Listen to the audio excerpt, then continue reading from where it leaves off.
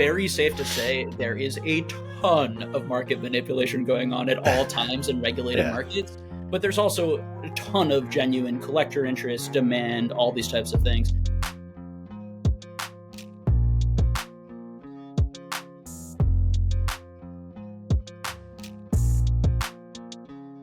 I'm working off of Wi-Fi now. Hopefully it's fine. I'm usually hard plugged in, but it should be fine. It's more likely going to be bad on my end, so we'll see. Welcome back to the PokeRadar podcast. This is episode 22, the first episode I'm recording from the new digs, the new studio. It's a work in progress out in Seattle here. Today we have a great guest, someone that I thankfully have been able to spend a lot of time with. You've been on the podcast before in the old times. You've been, I've been on your channel a few times, I think, maybe just once actually, although you're not making content anymore. But we have the great Pokenomics. Jake, what's up, man? How's it going, John? Happy to hang out with you for a bit. Yeah. So you're as far as possible, I think, in the U.S. away from me, almost all the way out in the New England area. Now that I'm in the Pacific Northwest, how are things out there in Boston? Yeah, you've told me you're going to come visit Boston, but you seem to be moving the wrong direction. So I'll believe it. I'll believe it when I see it. But I like to make it as difficult as possible. Things are good. The Celtics are great. They just won another game tonight, so that's the other teams are terrible. But I'm now a Seattle Supersonics fan. Okay. Coming back in 2024, maybe. We'll see. Apparently the NBA is looking to add a couple teams. So, oh really? Seattle and Las Vegas, I think, are the top two contenders. I think they're adding two teams. So, Seattle Supersonics, very realistic of coming back, which could be cool.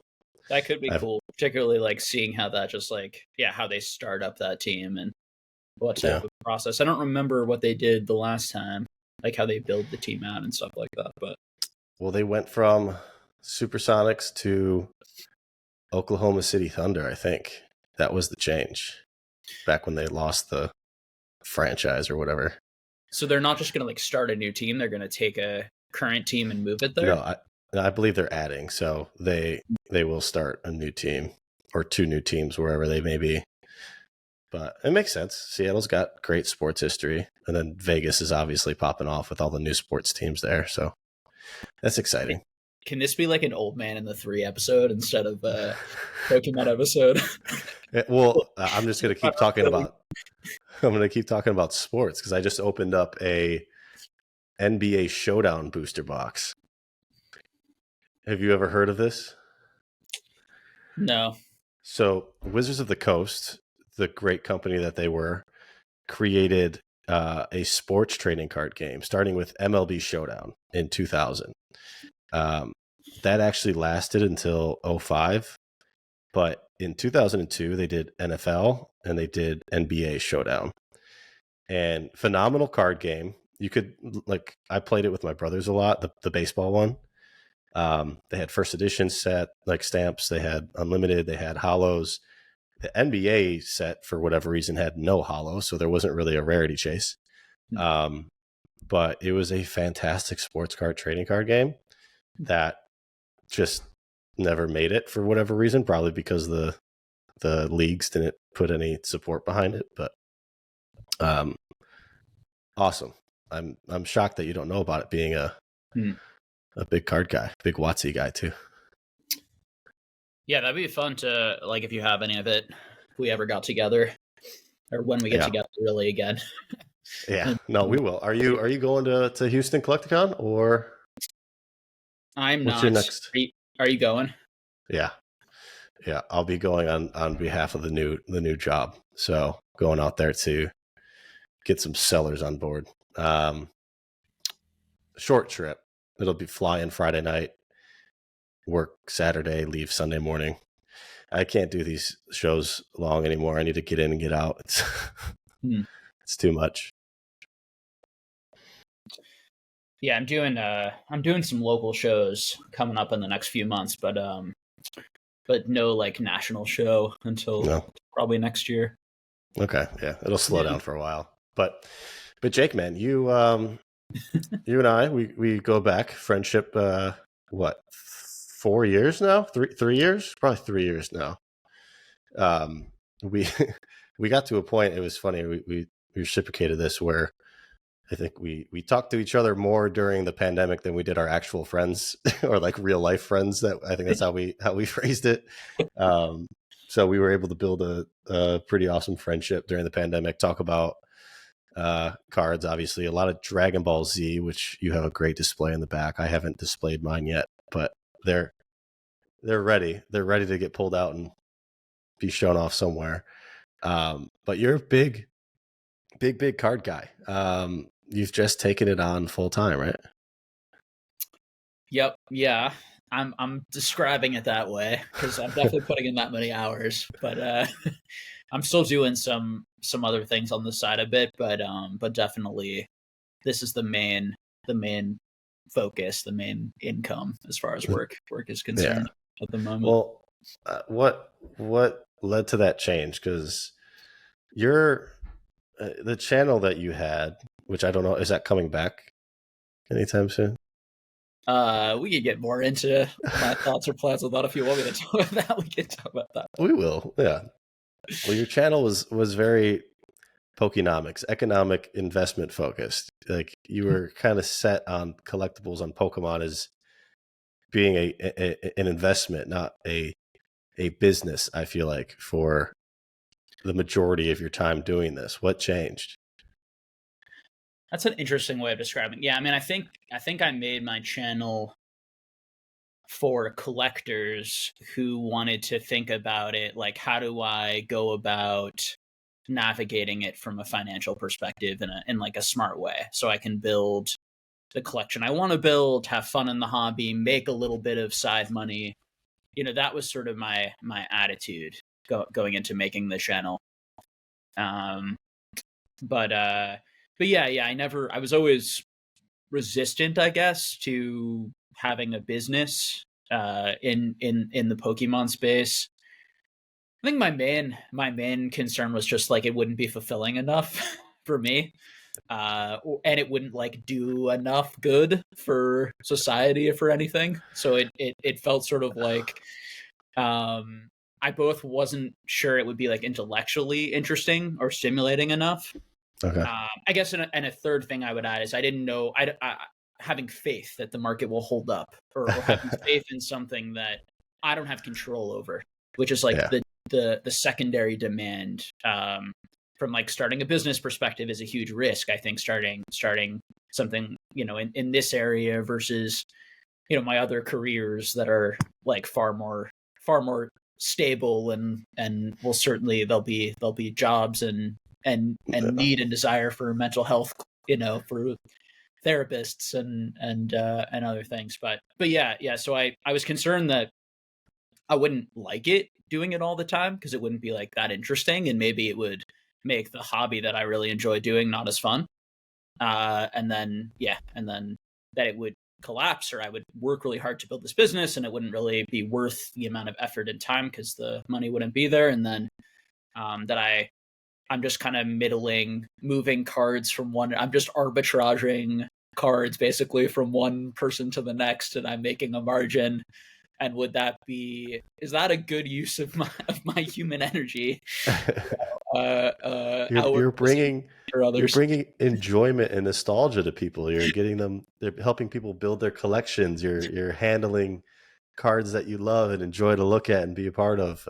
So I don't know, you went from a fulfilling emotional career of being a psychologist, a mental health professional, which it probably wasn't as fulfilling financially in ways, to a real estate focused endeavor, which was obviously more towards the financial success route versus the emotional success route, but in both fairly stable worlds or stable industries, I guess.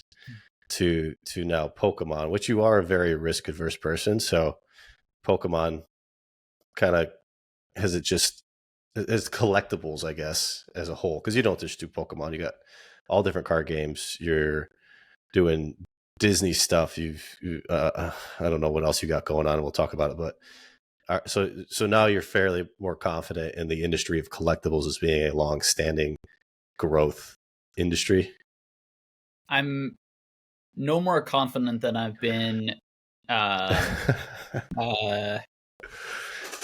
What should I say? I think that after the bubble burst in 2020, the fact that there's still this amount of interest, and the fact that more and more companies like eBay and TikTok and I can list a bunch, have invested so much money into building out platforms to sustain this, and I think that it definitely gives it a longer runway, and a longer realistic runway.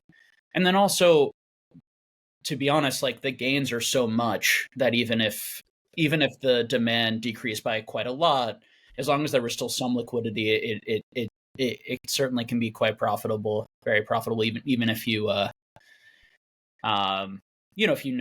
if you've been doing it a while and understand the angles. But as far as, like, you mentioned that I'm risk averse, and I really don't think that I am, because I've literally I've left multiple jobs, left different professions, started my own business, multiple businesses. But no, but why? I'm comparing you to myself. Exactly. Yeah. That's what I was literally, not just you, but just like, I think that it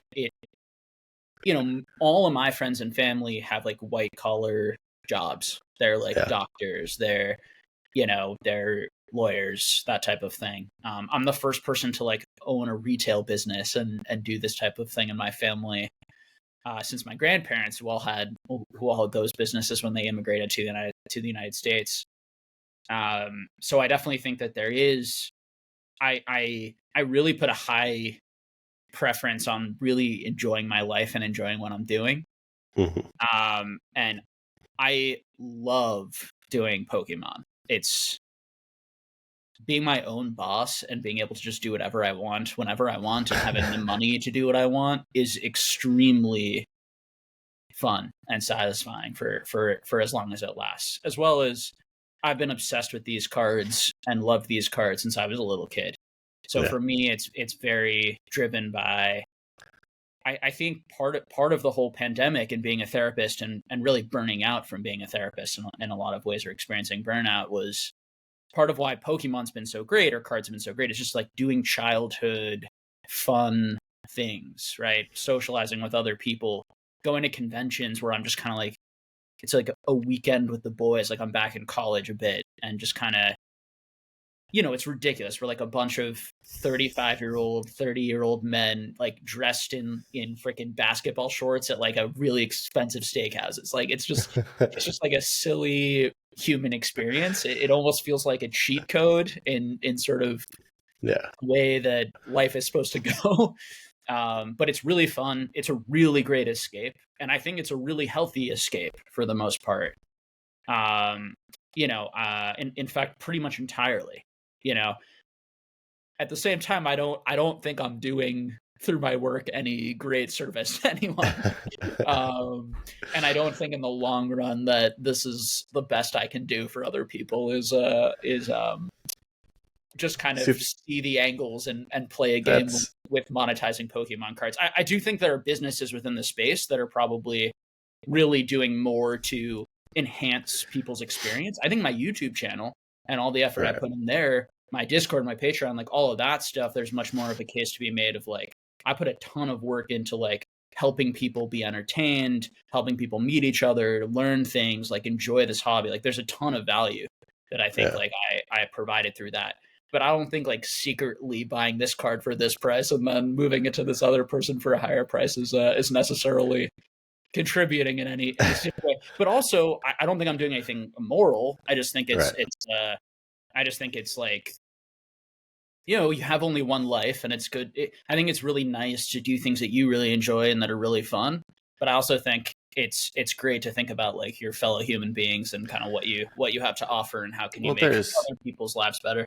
Yeah, there's arguments to that, though. I mean, I disagree with you where buying and selling cards doesn't make people happy. I mean, Pokemon, again, the value of nostalgia is more than just the financial side of it. The emotional side of it is what leads it all, and that makes people happy. Nostalgia is the most powerful feeling, in my opinion, in the world. I think it's more powerful than love, hate, anger. I think nostalgia can cure all. It's like it brings out so many more feelings. So I think that you need to find that side of things with what you're doing with selling cars to people. Sure, the redundant buy 100 copies, 1,000 copies of whatever Japanese promo comes out and sell it is different than buying and selling a truly like memorable piece for somebody's collection. But that's part of the game. You need to do that to run the business, build the business. There's both sides to it. Because like, I mean, I mainly dealt like when I was having the best time of my life doing Pokemon and I went a little too crazy with it, was just moving the trophy cards and like that. Those were staple pieces for people's collections. A lot of those I haven't seen move hands since I sold them. So like I know at least half of them are still sitting in someone's collection, which I helped them obtain, which is really cool. I made a bunch of money off of doing it, which is another great bonus, but yeah, like I think that was sure, maybe it's arguably not good for the world. It's good for that one human being, that one individual, but like, you know, it made someone else's day. So that's what we all kind of say when we're small YouTubers is as long as we make one person happy, we're fine with making this content. That's the excuse, at least. Listen, I think that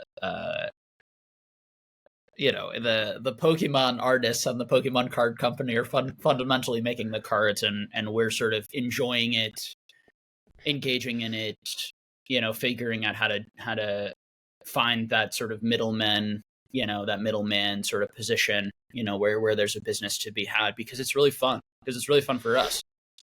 And I don't think there's anything wrong with that, but I also don't think it's comparable to lots of people who are, you know, sacrificing a lot of themselves, you know, at some challenging things. But I think that, listen, we're diving right into the deep, more, you know, the philosophical end. And again, this is just my worldview. Feel free to, you know, disagree and reject it, you know, or reject it or whatever. But yeah, I mean, I think right, like obviously the happier you are when you're doing something happy, when you have energy, you're going to be treating people better. You're going to be able to take care of your family, who are then going to have happier lives. You're going to raise better kids who are going to raise better kids, and that like does like a massive service to humanity. So I don't think doing a job that you're burned out at is even if that job is like very ethical, like being a therapist or something like that, is particularly a moral good for anyone. But Well, I have high praise for people who are able to have jobs like that. And there are many jobs. I mean, there are many jobs that take all different forms that are, you know, and so I have a lot of respect. I think I have a lot of respect and appreciation for those people. And I do feel a little bit like I've been able to sort of use my intellect and my card knowledge to kind of avoid, you know, doing a hard job for a while, or doing something that is, you know, to make myself happier and to make myself money. But I do have plans to start family office and nonprofits, and I've talked with my girlfriend, you know, about helping her and maybe helping her get a PhD, you know, and using the money and trying and being generous, you know, and these types of things. So again, you know, life's a process. I'm a bit older than you. And there have been different times in my life where I felt differently about like what my priorities were. And you know, when I was younger, I definitely had more of a idealistic energy to help others. And as I've gotten a little bit older and maybe a little bit burned out from that, or exhausted, or, you know, less happy from that, I've maybe looked for a little bit more hedonism, a little bit more pleasure and sort of instant gratification and things. And yeah, but you've always had the mindset of whatever you're doing will end with something good for whatever community or people that you're going to be around. Like, I mean, we were going to talk about this at some point, but like the museum stuff that you want to do. Absolutely. Yeah. My perception of what you want to do with it is really purely just like fund a museum, supply a museum that brings joy to a lot of people. And I mean, I'm really interested to pick your brain about this museum thing, because I do see it being a realistic opportunity for people like ourselves to get involved with in the near future and create. And I want to understand your thoughts behind it, how it can be run, what you think is the best way to do it. Like a nonprofit, should there be like, how does the funding happen? How is it going to raise money? How does it get run? Like, who's going to do it? Like, what is your thought behind the whole museum thing? Yeah. So I would say that I like to dream big and set sort of big long-term aspirations to kind of orient myself to. And I like talking about those things and sharing with other people, because I think it helps encourage other people to start thinking about those things too. Because I think that stuff like that ideally is like a group project between a lot of people who are passionate about this for many years. And so, I've become close to a number of people who have very large collections, who are very passionate about this stuff, who have expressed like, lots of interest. Like, it's not sort of a like, will this happen? It's a when, as long as we're still interested and people are interested in coming and going, as far as a funding, to something like this, we're all in different areas of our life in terms of trying to fund families or fund, buying houses, saving for the future, et cetera, particularly because we're in a pretty risky industry. This is a very risky industry, in my opinion, if you're putting a lot of eggs in this basket. I think that it's something that, like, let me say this. The museum is not in any of my plans to make money or support my life. The museum comes after I have succeeded at those things, and I have time and energy to build something like that. It's not a part of my business model to make money fundamentally. Right. It's sort of it would be a full nonprofit. That's how you see it. I don't know the answer to that sort of thing. I mean, you could buy it, like,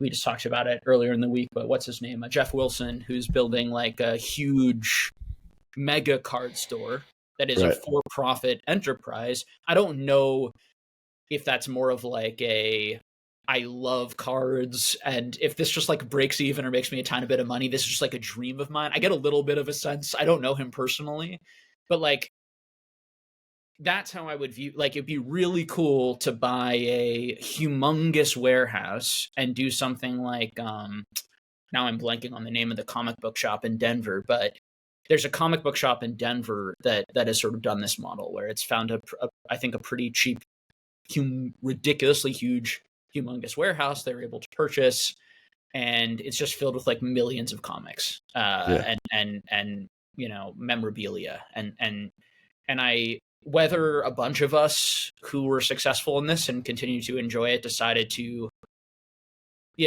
donate to it, or, split, or each of us kind of put a certain amount into it, we would own a certain percentage of the business, and then maybe we would break even or lose a little bit or whatever. It all depends on the interest in something like that and how much we wanted to. Would you see the museum like buying and selling pieces, like after it was on display for a long enough time, and they would sell it and then acquire something new to put on display? Yeah. So I think that so the comic book shop in Denver is totally they sell everything.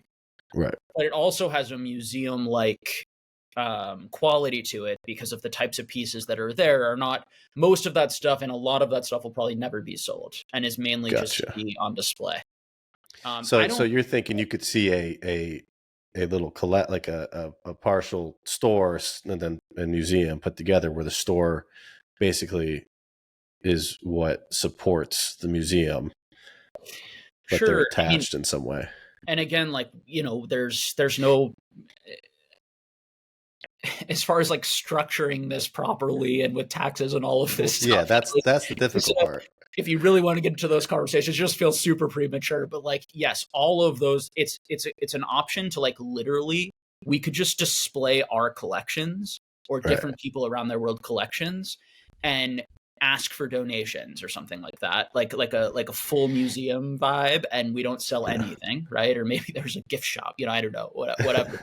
but that's really the mode. Or it's a hybrid where there's some of each of those things, or it's just a store, fundamentally, but the real aim and purpose of it is to create this like amazing, really cool place to visit, rather than I think it's fun to be able to go to buy there and buy stuff if you want to and shop. Like to me, that would just be more of a fun experience than I'm not allowed to purchase anything here, or, and that it's, I don't see this moment how that would take away from it necessarily. I think part of the joy of all this stuff is like trading and buying and selling. So I think that that's a part of the fun, not that's just the heart of it. Yeah. So, well, I want like a radar wing where I donate the Dragon Ball Z collection. I want that to be a part of it. Listen, there's massive security issues. I'm going to keep talking while my headset is going to get a new battery, so I can't actually hear you, but other people can hear you. So I'm just kind of stammering on here until my headset turns back on. Hopefully it's charged, but all right, there we go. It's back on. I can hear you now. Okay. I was just going to say that like, it's oh, now I forgot. That's all right. No worries. It probably wasn't important. Well, no, yeah, I think it's the last episode that I did solo here, I talked a lot about kind of the impact that I want to have in this industry and what the leaders need to do, or the people like yourself, like the big sellers like TCA or Gem Mint or whoever, the big collectors, how we should look at this industry in order to truly help it grow and make an impact. Because for the longest time, it's just always been, how do I build a business and grow a business by buying and selling cards? And that's great. You can expand the economics of the industry. You can bring in new collectors, new retailers by inspiring them. But to like truly grow the interest in the hobby of collectibles, of trading cards, you need to do something greater than that. You need to create a card game. You need to build a museum. You need to build a YouTube channel like the size of PokeRadar. You need to do something that has true impact on the industry and not just your own pocket. And I talked about the path that I feel like I'm taking, and that's this industry executive role where I solidify myself here at TikTok or wherever I end up, and get into an impactful role in the world of collectibles marketplaces, and am able to make real changes to how that world is managed, or truly utilize that position to help support a part of the industry grow. I mean, it's pretty, I can't imagine that, like, without eBay, there's some card games that wouldn't exist, or like they wouldn't have grown because they wouldn't have been able to been sold, or have like something stupid like the MetaZoo stamped eBay promos, things where a company of that size is looking to support the growth of something real. So, I mean, like, that's kind of how I see the museum in your eyes, of being a community-based goal that helps grow the industry, where you look at artwork, you look at whatever, and they have museums all over the world. It's something that has allowed that industry, that world to stand the test of time and grow and create interest for people traveling the world. That can be done with collectibles. There should be more I mean, those are collectibles in a way, but that can be done with trading cards. Where out here in Seattle, you got the birthplace of Wizards of the Coast, and you've got Pokemon International out here, and you could build kind of that foundation, that long-standing time capsule of trading cards, and that can expand around the world with sports cards wherever those were first made, and all around the world, Japan and whatever it might be. So there's a greater interest that I think me, you, PokeRev, Gem Mint, Squeaks need to take a role and find a way to build up the industry to help it. Yeah, I mean, obviously you can like set your goals very high to build big institutions that impact lots and lots of Pokemon collectors for sure. And that can come in a variety of ways, obviously, from huge YouTube channels that are getting millions of views and tons of people it's like a big part of their, someone like PokeRev is probably a decently big part of a lot of people's Pokemon collecting, whether they're opening their packs while they're watching him, or they're watching him and sort of getting excited and then going out, right? Like he's touching, like his content is exciting a lot of people, teaching people, a lot of people are interested. It's having sort of a big effect in that sort of sense. What I would say is, like, as long as you are not cheating people and being dishonest, or in my opinion, any sort of get rich quickie vibe, or any sort of like or using kind of predatory sales practices in whatever you're doing, like, you're not going to have a negative impact. Like, building a business in this space, even if it's a reseller business, is not going to like necessarily negatively impact, the market and people. I think like the best thing I do is just like, I just have a lot of friends that I care about, and I love I love doing it. I enjoy every aspect of the hobby. And so I just share that with people, and they say, I also really enjoy it. And we talk strategy on how to like make it sustainable for ourselves. And I've had thousands of those interactions with people, over the last like 3 years. So it's just sort of, hey, this is like an option. You can like do all of these things. You could start a YouTube channel. You can come to conventions.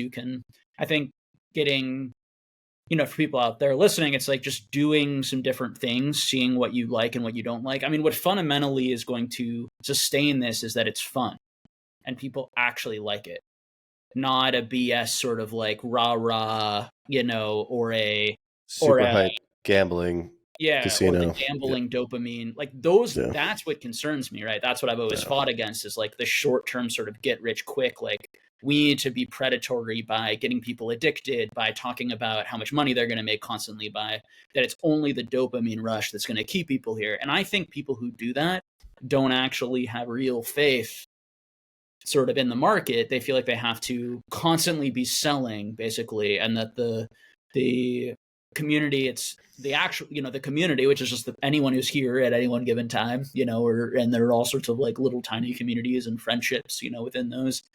Like, if you're enjoying it and it's improving your life, you will continue to engage in it over a long period of time. If it is draining you and hurting you, you might do it for a while because you're addicted to it.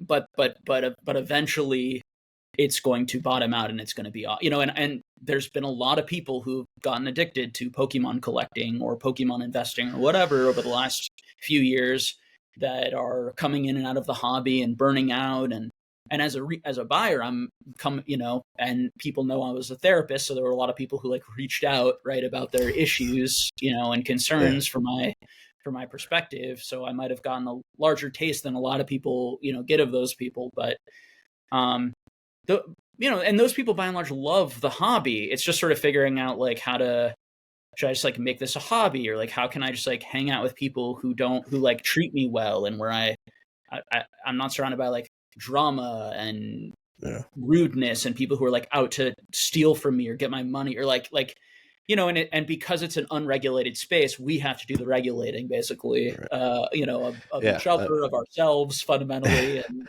that's way you can be an ambassador is by being a good person. Yeah, To be honest. I've made some very questionable decisions in my life with when it's come to this business that has set me back quite a bit.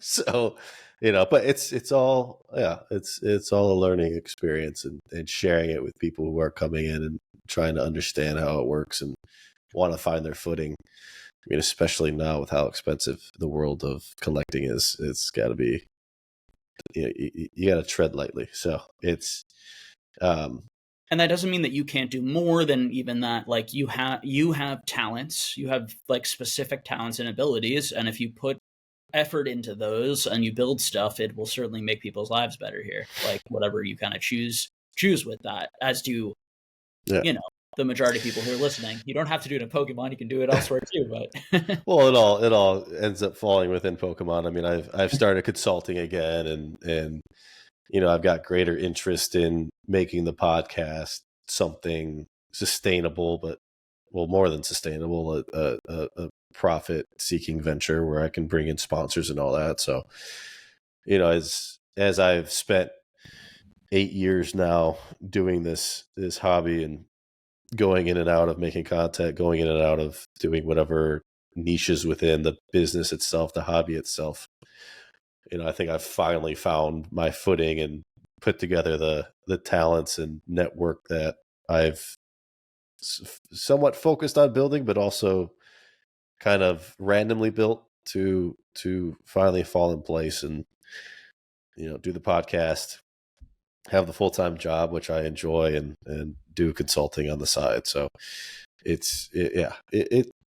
everybody works at a different pace too. I mean, there are people who started way later than me who are crushing it doing their business because they stayed focused and did one thing. They just found it right away and figured it out. And I know plenty of other people who have done the same inconsistent things that I have done and got burnt out or just couldn't figure it out, so they gave up. But luckily I was able to build enough cushion to let myself mess around for 8 years and finally find a path. But yeah, I think I mean, you have so many connections and so much experience in this at this point relative to the average person that you have huge competitive advantages, which is why you were headhunted and why you have the job you have now and other things, which is just the truth. So it's at the same time, you haven't built out things that right. Like other people have much bigger, maybe reselling and much bigger networks and are much more passionate about that sort of thing, or have a much bigger YouTube channel like PokeRadar or something like that, but maybe you were never interested in that, I don't know. So. Right. Yeah. But as long as you stick with something for long enough, you find something, it works out in the end. But so what's your take on this full-time business then?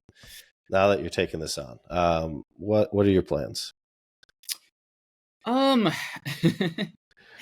mean, without getting into like my actual business strategies, which I will try to keep somewhat to myself. Your trade secrets. Generally speaking, it's about two things. It's maximizing the profit versus the other access being maximizing how much I enjoy it, right? Buy low, sell high. As is every job.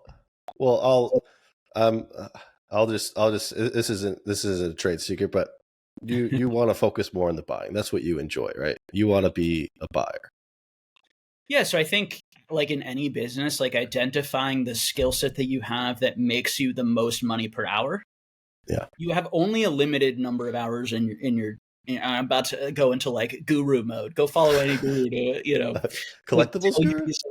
What should be like fairly obvious things, but I'll just go over it. If you really want to build a business, there are two things, right? It's you have only so many hours in the day. And I'm going to add to that, you have mental health and you have like needs and stuff. So, and other things going on in your life. So you're only going to be able to do certain things a certain number of hours. So there are things that you might not like to do that even if they're really high paying, realistically, you're going to burn yourself out by doing them. So trying to find stuff that's very high paying that you really enjoy doing and that you can, so that you can do it for a number of hours, is like how you should structure your business so that you can do that the most of the time. And you want strategic partners to kind of fill in the gaps if you need within a business model that makes sense. And then over time, if you're going to scale something, you have only a limited number of hours. So you have to start hiring people, or you have to start figuring out how to have a business that just that makes you money basically passively. Or you're investing that money into other things that makes you money passive. You know, the old guru sort of like, there are only so many hours in a day, so the real rich people put their money to work for them. It is true, but you know, there's a lot of steps that often these gurus miss, and a lot of like realistic, like way easier said than done. But it is really important to have a vision of like, okay, like to orient yourself, because if you don't have a goal, you're just going to spin your wheels. So sitting down and defining a goal, you know, and then that goal can shift and change, and you know, and you have different goals and different options, and then just like put one foot in front of the other and enjoy yourself, and as long as you know, as long as there's a model underneath it that is you know, you're making enough to support your income, there's always opportunity to then pivot the business or make more income, or try to do this or that. The only real danger point if you're an entrepreneur is if you're making less than you need to support yourself, and you start going into debt and these types of things. And that's how people go bankrupt in entrepreneurship, which happens all the time. People take, you know, big sort of financial risks. And you know, sometimes they work out, oftentimes they don't. So what are you going to do? Let's open it up a little bit. What is that one thing that you're best? Is it being the buyer? It's being the buyer, right? So that's what you're going to spend your time doing. $1 per hour for me is buying. Okay. Yes. So because I mean, that's knowing you and working with you. I mean, you've been able to do a great job of timing, which, I mean, you never try to time the market. We tell people that, but you've done a great job of timing and recognizing opportunity of when to best utilize your funds, or sell your Pokemon to fund something else, like Harry Potter, Lord of the Rings in the back, Mickey Mouse stuff, Disney stuff, whatever it might be. Mm-hmm. You've done a great job at recognizing those inflection points, I guess, of peaking or a up and coming trend. So you're going to just be the buyer. That's your majority of your time you're going to spend. So I'm spending a lot of time on building out ways to sell that will require less of my time in the future.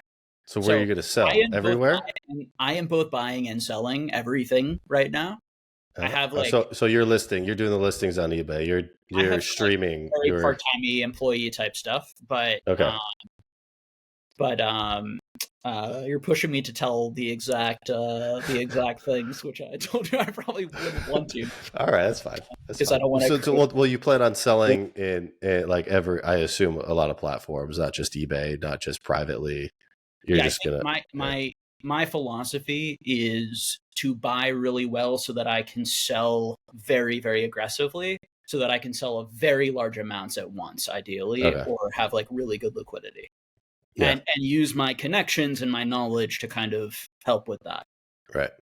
So have you flipped that switch in your head of all of your collections, your inventory, or are you still separating some of that so you're not selling it? Yeah, I still have my collection. I do have like a bunch of stuff like the eBay Vault, for example, which I'm like slowly passively selling. You know, that's a great example of like an amazing passive sale resource where they just like, once they have it, they just do the work for you. You know, once it's up there, they'll just ship it out once it's ready. Yeah. Once it's sold. So, and then I use a lot of consignment services. I used D&G recently. Love it. I'm going to send them more stuff. So yeah, and so, but I am not, you know, you mentioned that sort of my, you know, if I'm, you know, maybe my competitive advantage around like timing the market or trends or that sort of thing. Like is a very small percentage of my business, I would say. Okay. That the core part of the business is just arbitraging. It's the skill to it's the work ethic. It's Buy the low, amount. sell high.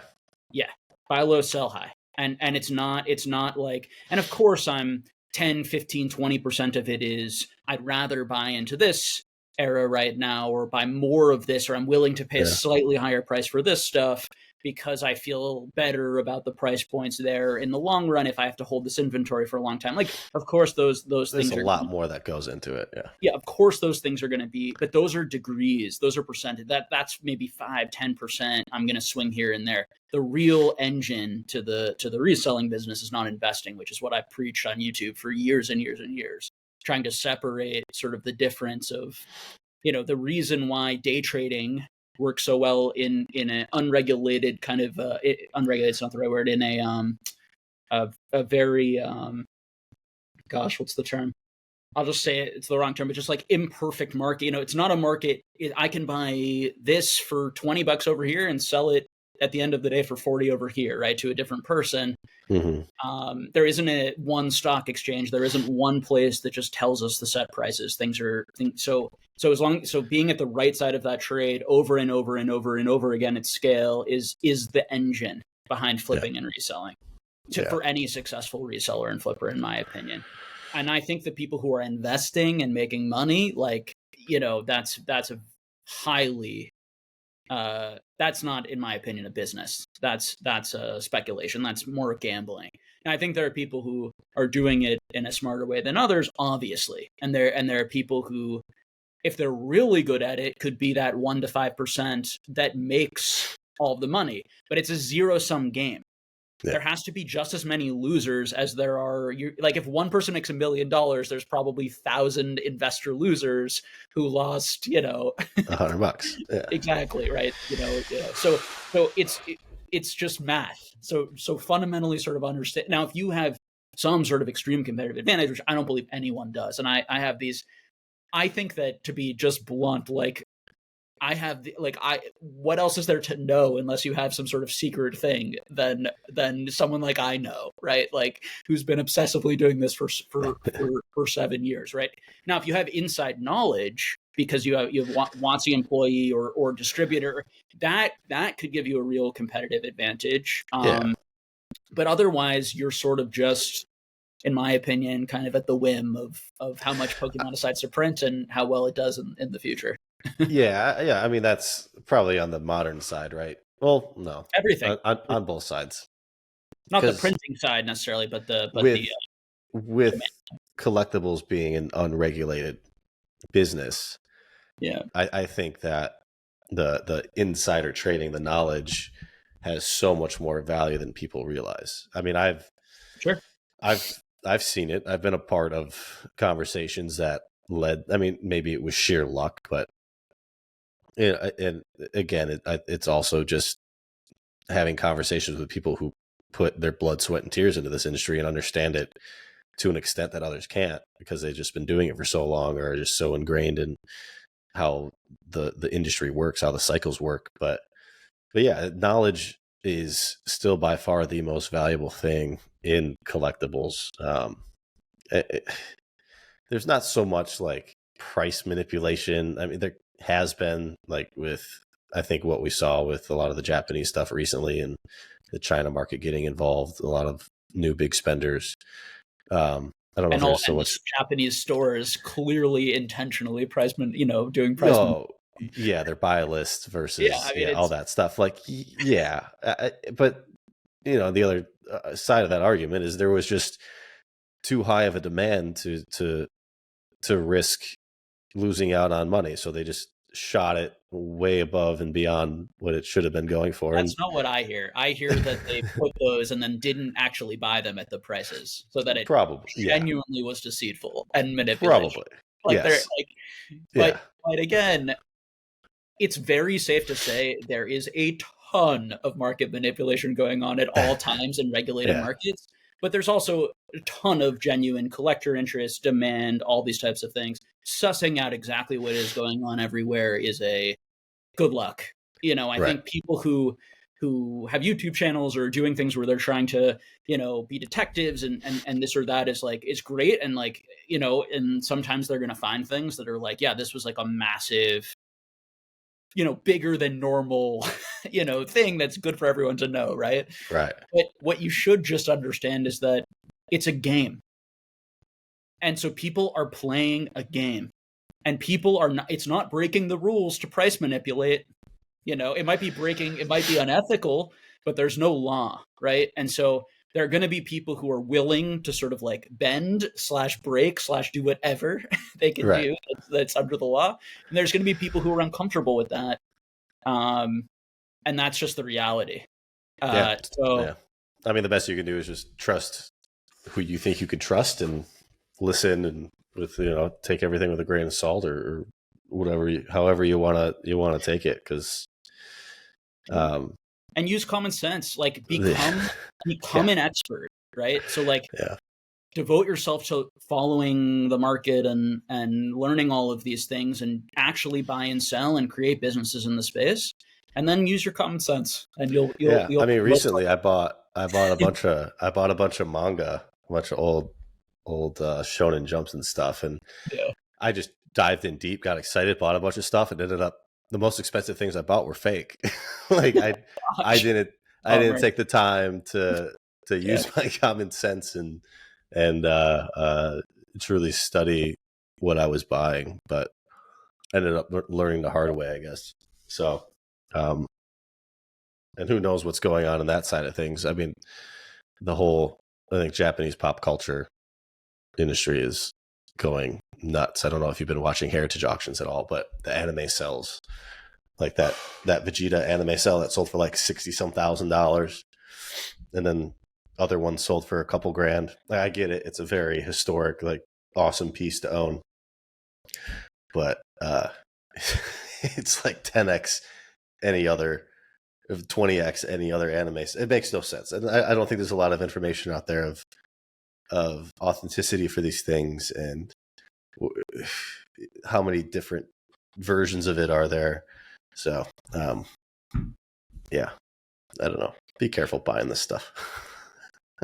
Yeah, and like, I take risks sometimes, and I get that feeling of like, there's a decent chance I'm going to get scammed here because I'm doing something that feels, but the deal's just so good, right? There are going to be those moments that like everyone has, and you just make a decision, and you've honestly, as a business, you factor that into sort of your bottom line, right? Like, I'm going to get scammed a certain percentage, right? I'm a certain percentage, like, of things that I buy on eBay are not going to come to me, or they're going to come way worse condition, and then a certain percentage of those eBay is not going to cover me for, right? So it's just part of whatever, buying or selling or whatever you're doing. All right. Well, I got you to open up a little bit, I guess. Yeah, I mean, the truth is like, I'm trying to, it's a competitive space, and, I'm happy. Like, I want to help point people in the right direction, and I certainly think that there's plenty of money to be made, as I've been saying for a long time. So, and for everyone, it's different. There are a million paths. Like this month I'm doing, to plug my Patreon with Dan Ketchum All Collectibles. This next month. Well, I guess once this is released, it'll be in the new month, but the month of November. Yeah. I'll be doing a presentation on flipping and reselling from my perspective. But even in that, I'm still not going to give like total specifics of like exactly what because it's competitive spaces, and the more people that do exactly what I'm doing, the more I'm going to have to shift to something else. And it's not about plays. I think the idea, like, people want to hear like, what play should I do? If you are thinking in terms of plays, you're not actually building a real business, right? It's there are business models that can just exist without the sort of like, oh my gosh, look at this specific card, I'm going to buy 100. There's an amazing margin on this. Right. Like, and of course you should take advantage of those moments and those types of things. But that's not going to be your real engine. Your real engine needs to be something that is repeatable, like that is highly scalable, that you can do a huge amount of, and that doesn't rely on sort of the risk of like the falling knife. Now, again, it can be part of your business. It can be a percentage. You can take those opportunities when they come. Most people who are doing this full time are taking those opportunities. When a Van Gogh Pikachu comes out, they're trying to take an opportunity if they can, to make some money off of that. But they're not building their business off the back of cards like that or releases like that. They're building it off of every set, every new set, every set that's already come out, every card that exists in the hobby, and just sort of selling it at margin. And again, it takes a long time to also get the competitive advantage of like knowing the value of all of the cards, knowing all of the sets, knowing like condition, knowing what to grade, knowing what not to grade. Do you find yourself like finally catching up again with that? Because I remember that there was a time where I could look at a card and instantly know what I could make on it. Yep. To the point where things were so volatile and I was just busy doing other things. I couldn't do that anymore. Are you getting back to that point? Are you able to do that again? I spend a lot of my week pricing out 100,000 cards, right? So like, yes. And wow. And again, when you think about buying, part of the buying skill is knowing exactly what you can buy this thing at, knowing how to break it down quickly. And if you have to look up a lot of things, that's going to greatly increase the amount of time that takes, which is going to greatly increase or decrease the amount of time you're going to have to buy other things or to look at other things or analyze other things. And so when you get really good, like buying is a really like, you can get real deep into like being the best buyer, the most effective buyer, like tracking yourself, tracking your progress, like what works, what doesn't. It's the same thing that a seller can do and a streamer can do, checking your analytics, like getting deep into sort of what's right. So like, now when times get tough, that's going to become even more important, and it's going to separate sort of the wheat from the chaff, because like, and that's happened like on places like Whatnot, and other places like streamers who weren't really good at their craft, when margins get smaller, that's when they can really belly up. So, if you're serious about it, like understanding that it is a competition. Now I also have a passion for like helping people, and I want to build the hobby, and I want people to do well. So I'm in constant conflict internally, and this has been part of the YouTube channel thing. Like I am in constant conflict of like not saying things that hurt my competitive demand in business, but also wanting to say things that directly like help people actually compete and do better. Well, that's where you could open up more on Patreon, where people are paying for your service to help them out. Like if they're gonna pay for that, you can incentive. If you're providing value, you should get paid for it. So that's at least again my perspective.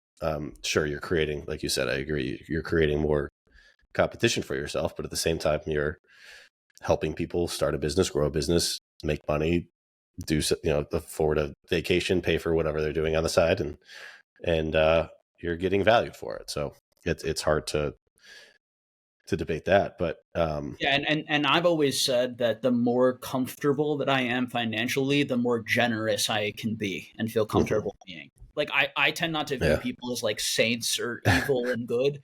I view it more as like, if you live a good life and you take good care of yourself, you can put yourself in a position where you can actually be genuinely generous and help a lot more people. If you're constantly on the margin, then I can't give any secret away, because if I give any secret away, I'm not even gonna be able to pay my bills, and I'm gonna put my bills over. Right. You know what I mean? So that's how I think about ththese things. I give away what I feel comfortable giving without putting too much at risk, basically. Right. Yeah. I mean, it's tough too. I mean, for myself, there's a certain level of lifestyle that I like to live, and sure, I would add on to it more and more as I made more money, but I see myself being more generous as I make more money too at the same time. But I mean, to be fair, I'm selective on who I help. It's family first and all that stuff too. But there's a lot of good that can be done once all this is said and done. I'm very excited to see what happens in the next really 5 years, but 10 to 20 years, where a lot of us are at, to be able to create something like this museum or put on great events for a charity or whatever it might be. I think there's a lot that we all could be doing more of that we're not yet. So it's a time that we're still young. We're still in our 30s. Like there's, like you said, we have a lot of, I wouldn't say there's selfish ambitions, but a lot of life ambitions that need to be settled first, whether it's family, home, retirement, all that stuff. To put ourselves in a position. One of my focuses, John, is like spending more time with people that I really enjoy. Yes. Right? And there's a lot of people in this hobby that I really enjoy too. Yeah. So I want to build businesses with you and with other people that I really like. Like I want to shape my life so that you and I and others spend time together, and like really good quality time together. And as I've spent more time doing this, there are people who I feel like really want to make that investment in me as a friend, and that's an important part of even my business strategy and business thinking is the partnerships, the people that I work with. I've talked to you a few times already, in the last few weeks, just kind of, helping.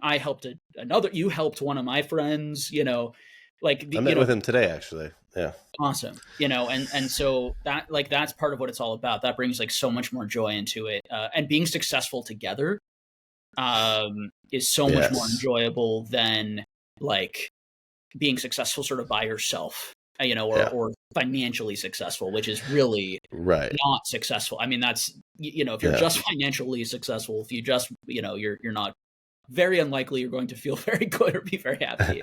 So, yeah. Well, speaking of secrets, we have some fun things to talk about once I hit the stop record button. But yeah, it's, that's awesome, man. I'm happy for you. I'm happy to see that you're taking this on full time. And I mean, I can say confidently that it's going to be a success. So looking forward to seeing what paths you decide to take and where you focus on and how it grows. It'll be fun to watch. I hope you're able to find some time in the future to hop back on YouTube. But I wanted to bring up one thing that you mentioned earlier. Sure. That we have different viewpoints on.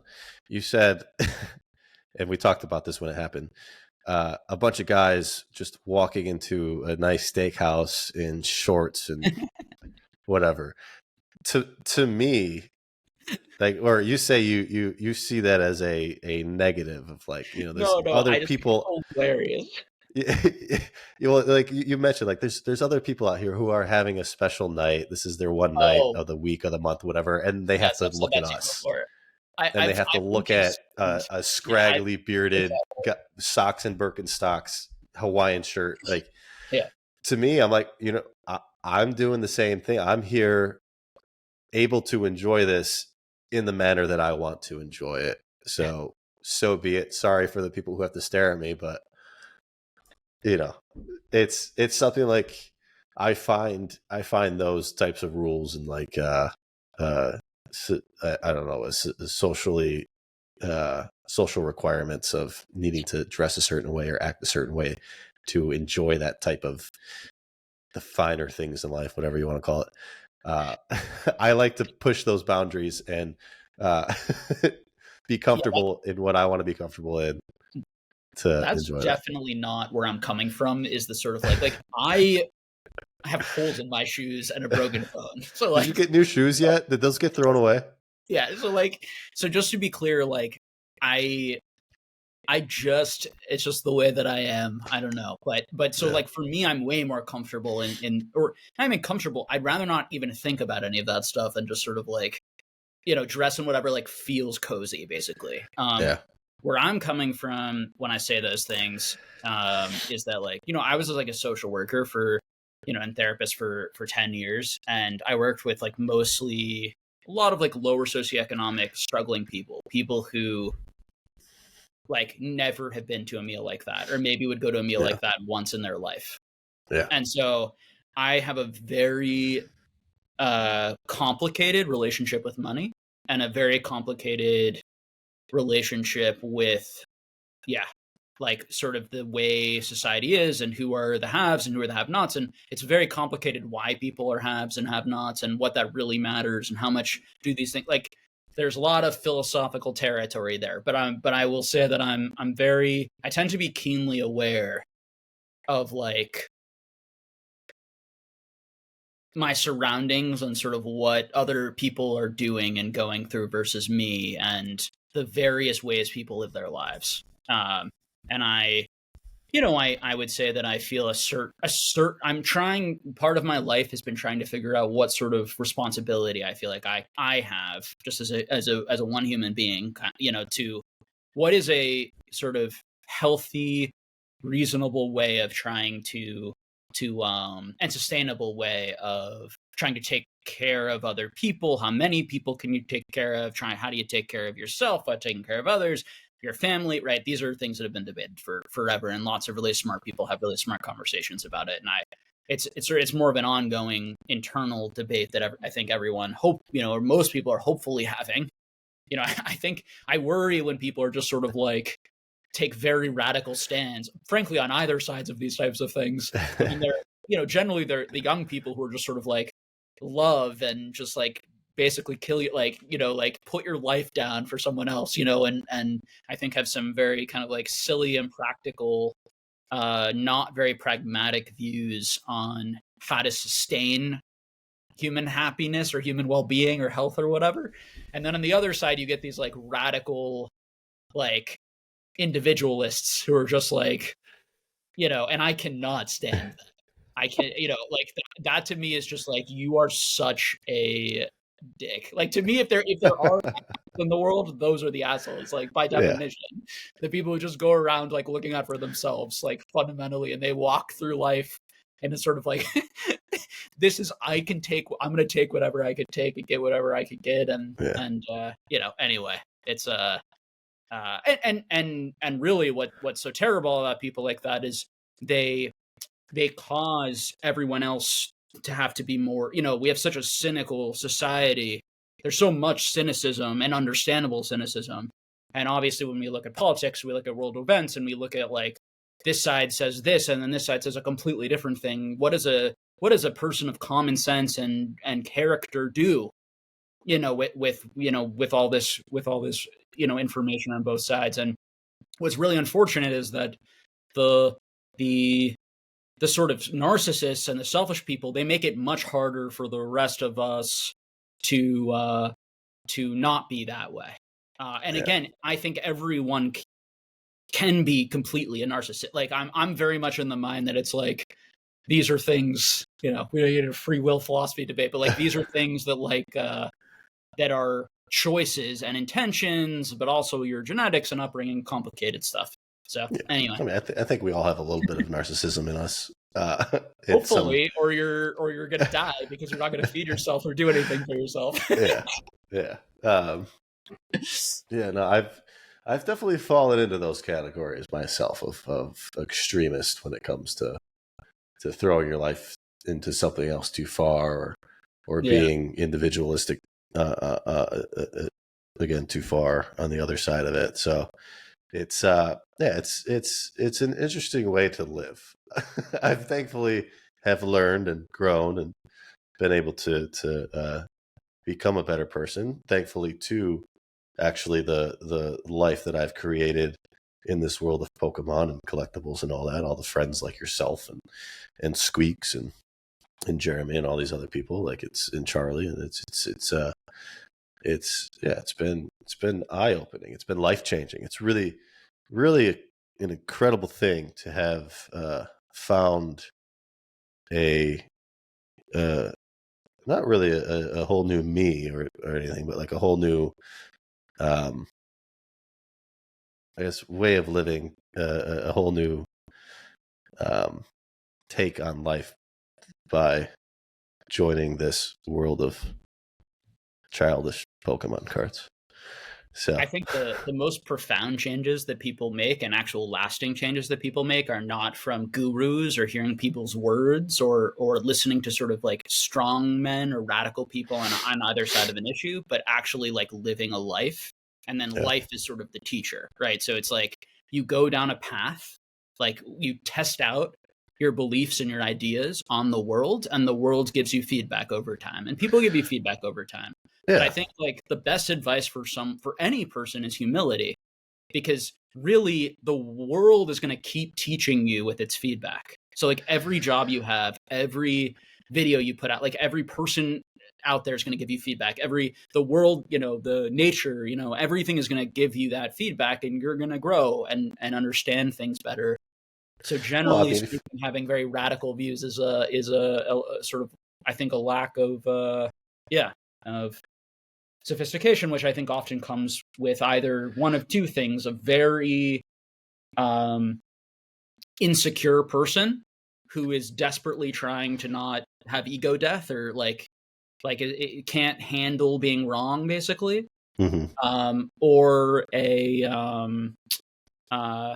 young person, young people, and that's just healthy. Like when young people are like very radical and idealistic, and people freak out, it's like, no, they're young. Like it's just like they should be like deciding society.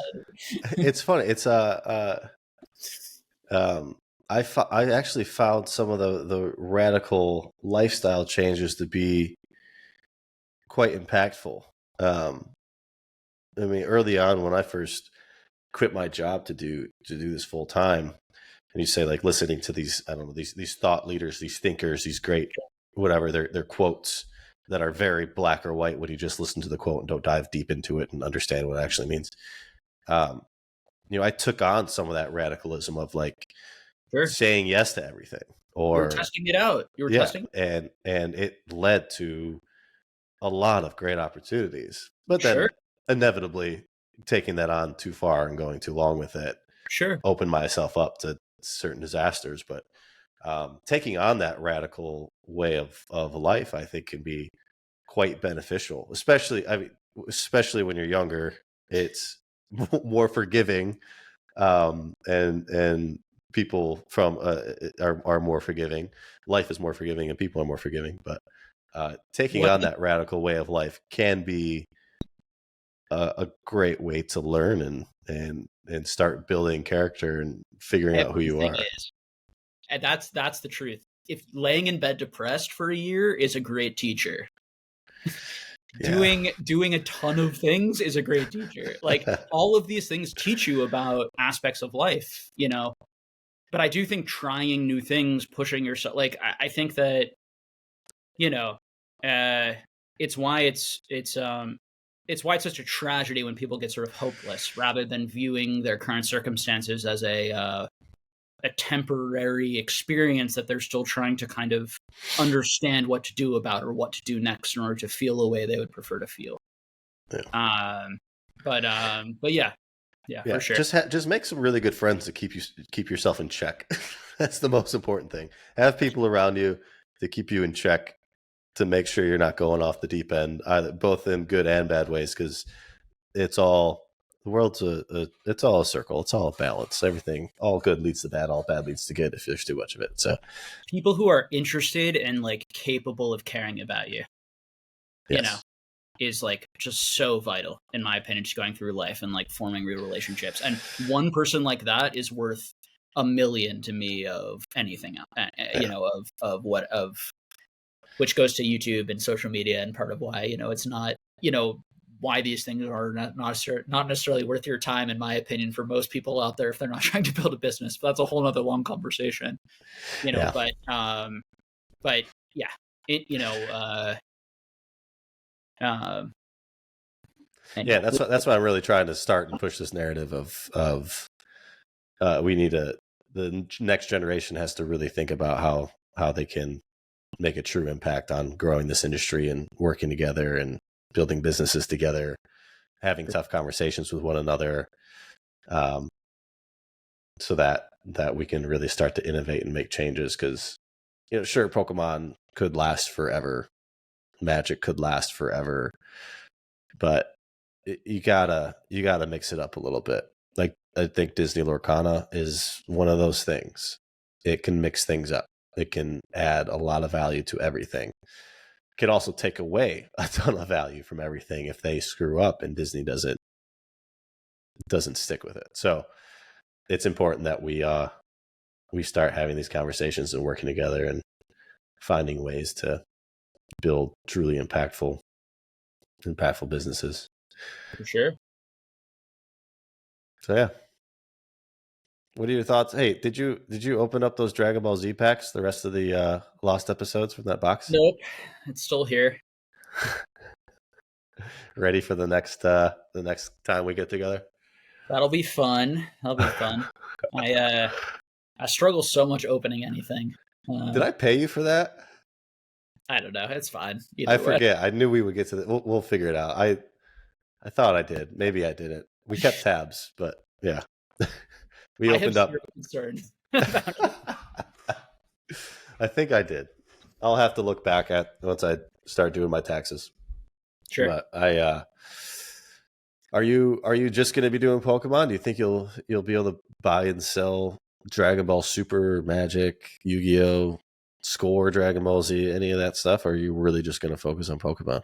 So I'm still doing like real estate, and I still work for this other company. It's just super part-time right now. So I am still doing that also. I just want to mention that. In case even just I can't like focus on something in the Pokemon world, to put that out there for my social network. But I'm still doing everything. But Pokemon is by far the core. 98%, 95 to 98% are probably my active inventory that I'm constantly focusing on. It's you can't beat the liquidity, and when you're reselling, that's your main focus. So yeah. What about MetaZoo? You got a lot of that back there too. What else is going on back there? MetaZoo. I got a Kickstarter. I got a. Oof. The set that I liked the best was the. Is that creeping back up yet? That Kickstarter? I don't know. I don't pay attention. It's the one I got from Mike in the beginning. Yeah. So it's just like I'm just never gonna sell it because I don't need to profit off of like a free gift to start. So it also makes it not stressful because I don't care ever what the value ends up being. I did flip and resell some MetaZoo recently. That's doable. What'd you buy? It was just too good of a lot. So what was it, like Kickstarter stuff? I sold it to Dan. So. Should I sell him my boxes that I have of UFO and Wilderness and Nightfall? I don't think he wants more at the moment. But no, it's just funny how, like, if you're a big believer in MetaZoo, like, now is by far the best time to be investing. Like, right. and these new sets that people are really negative about and all these things, and like all, like that's the time, like where you have like a guy like Argus Anonymous, like buying like big cards right now. And obviously he also has a YouTube channel and has like incentive and like a business to like help the market and sustain the market and all that type of stuff. But yeah, but it's this just shows you the thing that we all try to say or that I think the more sensible among us try to tell people is just like your emotions and your hype, like feelings and demand, and can shift so radically in different directions. And of course, when there's more history and when there are more fans of something and when there, it has more stability, et cetera, the argument that people always make is, well, Pokemon's not MetaZoo. It's like, fundamentally it is. It's just way larger, way more sustained, way more popular into way more people's hearts, into way more people's minds. But all of those things that make it more expensive and more popular could over time, I actually think fundamentally it's very different. I think there's a very different take on the property. But do you understand what I'm saying? It's cards. It's a collectible. It has no intrinsic value beyond our feelings. Yeah. There's just a lot of different aspects to the business of each card game that I think are treated very differently for Pokemon versus Magic versus MetaZoo versus all these other card games that make it or break it, essentially. So there's a lot of different aspects to it that are fundamentally different, but very, very fundamentally, yes, they are just cards, collectibles. Yeah, and again, like the reason I've done all of what I've done and I'm holding so much and I'm have invested in Specula a long time ago was because I believed in the biggest intellectual property of all time, and also hoped that it would connect with people just like it did me, and continue to connect with new generations, and that the demographics were really great for it, and it would continue to grow, and all of those, positive things. I think it's just the it's the mindset of like, I hold anything, and then just with age it'll be more valuable, it'll be more relevant, whether it's and that thing feels popular, feels good, so that means it'll be successful in the future, is not rational. That's not a pragmatic argument. There are real arguments, as you I'm sure had in your head, which is why you were making that comment that these things are fundamentally different, which I of course would agree with. That there are massive differences in those games, in those IPs, in the amount of industry, and the amount of money, and the amount of everything that's kind of behind these things that could make, let's just say, Pokemon could be very successful without MetaZoo being successful. Yeah. Or dying out. So. Yeah. It's going to be fun. I can see Pokemon's headquarters from my office. Not that I can see like Pokemon actually floating around or anything, but I know where they are. So one of these days I'm going to find my way in there and get a tour. I'm very interested. So one thing that I think is one conversation we had in Charlotte, you mentioned to me that you felt like I have been too bearish, or that I was right at one point, but then over time, I forget exactly how you said it. Do you want to share your opinion to kind of wrap up here? I'm interested to hear. I think that looking at your content on a grand scale from start to finish, there was a lot of over bearishness that just inevitably came to be true due to time, where you kind of harped on the same thing over and over and over again, although you were still buying quite a bit. And to be fair, like you've mentioned in this podcast, you keep things to yourself just due to the competitive nature of things, which is completely fair. I do the same thing. But I think just over the amount of time that you were bearish, you avoided a lot of the uptick in certain areas of the hobby, of the market, and just had a correct opinion because of the amount of time you kept saying the same thing. So I think that I don't view myself as a perma bear. Basically what you're talking about is there are people out there like Schiff what's the gold guy's name? Perma bears who basically are just like, the world's coming to an end. Yeah. It's going to be a market crash. And they say it for like 6 years until there is a market crash, and then they say, I told you so. Right. Right. I think what I try to do in my channel is to fundamentally explain how markets work, because I think I have an understanding of what this market really is and the risks involved. And I think that the risks I'm talking about, which make me seem bearish because no one else talks about the risks, like, or just me and Dan, really, to be honest with you, like, are the only, two people who like talk about it in sort of an economic, and Dan less so, because he talks mostly about like reselling and selling. I was the person really was sharing that, was just sharing that are just undeniably true things about markets.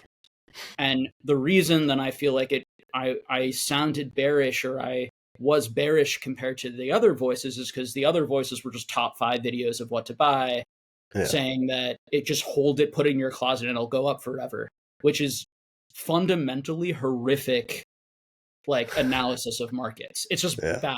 Like, now to say that there are going to be periods where things could go up a lot, there are periods where things are going to go down, and in the long run, the market's going to grow, right? It's a gamble. We don't really know that. It's the same. That would be like, also, if you take individual companies out there, some companies are going to have better competitive advantage versus other companies, right? Pokemon is a much better chance to be here in 20, 30 years than MetaZoo, right? Obviously. a company like Apple has a much better chance of being here in 30 years than a penny stock, right? The S&P 500 has a much better chance, that market, because it's tied to the highest performing stocks of being here, unless there's some sort of like global new world order change, which could theoretically happen. It's understanding what are the fundamentals of an item and what makes something more risky or less risky. Cards are inherently risky, and we will never escape that. Okay. And so I think that me harping on that so much, and my frustration probably to people that I view as just sort of dense, to be honest with you,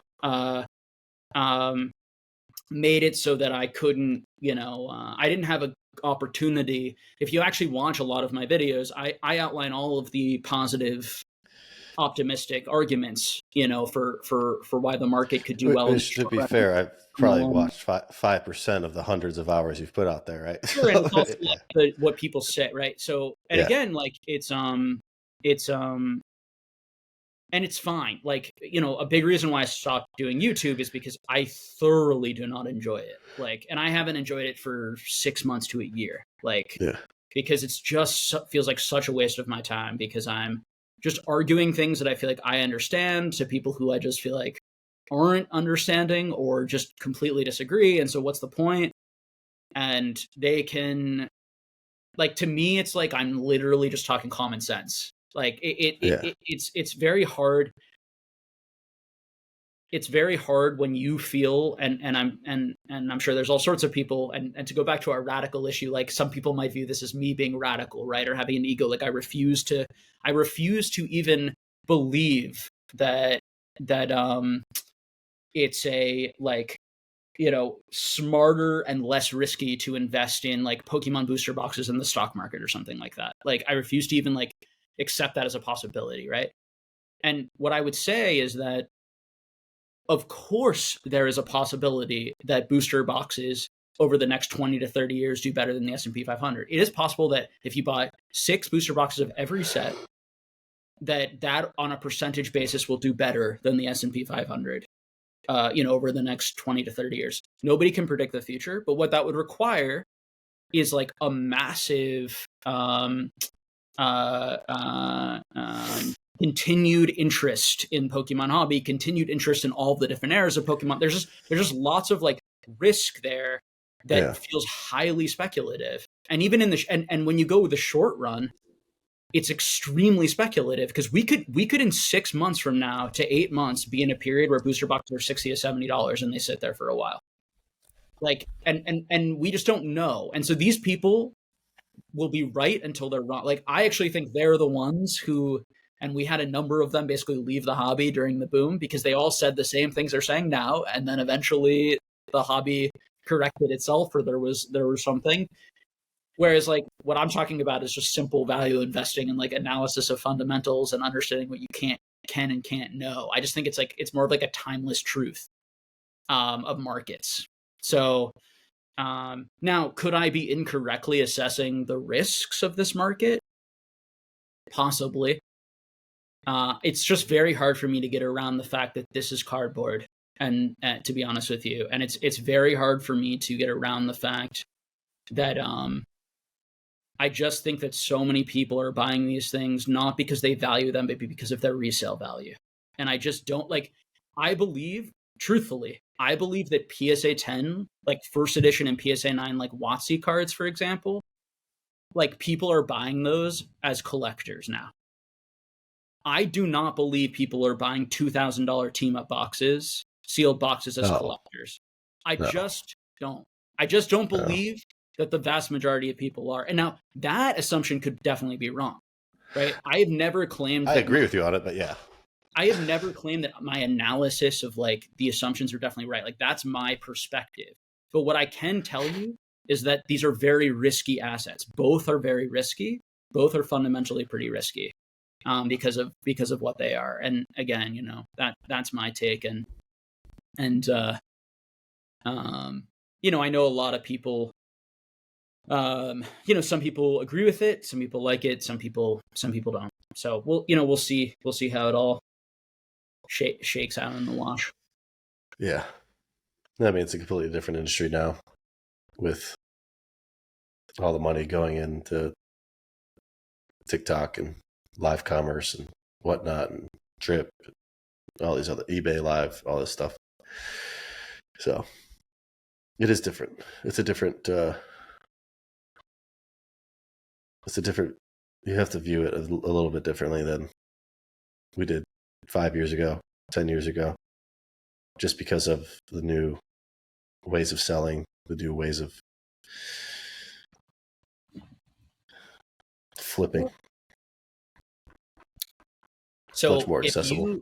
So when Team Up and when those booster boxes came out, most people that I talked to didn't like tag teams and had a negative reaction to the tag teams and were like, this is boring, we're tired of this, like why are there two, or not that part of it. But now it's a fun rare gambling chase in the alt arts until and now right. And so I just want people to understand how impossible it is to predict these things. Yeah. And the exact opposite can happen. We can feel like we're at the top of the mountain and all of these industries, including your job and your industry that you're in, could disappear.